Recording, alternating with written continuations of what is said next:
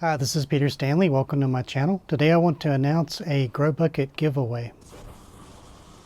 GroTech, who makes the GroBucket, contacted me and offered to do a giveaway on one of their 3-pack kits. So the only rule is that it has to be within the US or Canada.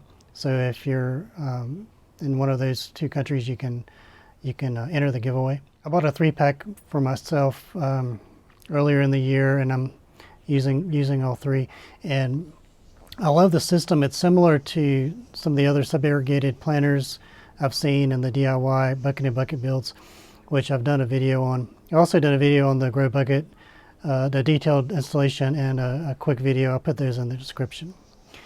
GroTech sent me a list of talking points and I wanted to share. I'm not going to read them off verbatim, but basically they're things to consider when setting up your GroBucket and things you need to do and why you need to do them. And they also have a soil recipe.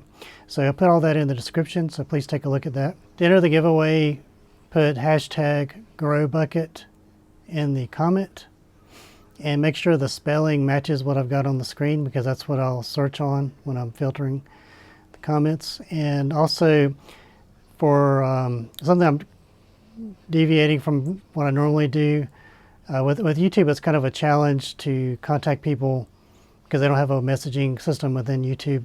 So what I'm going to do this time is have you put your Instagram username in the comment with your hashtag GroBucket.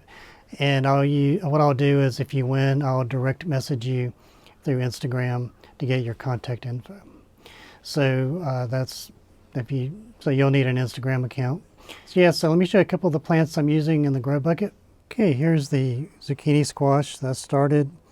It's produced a few fruits, but it's really still doing mostly vegetative growth. You can see some of the leaves on it. I need to add some nutrients.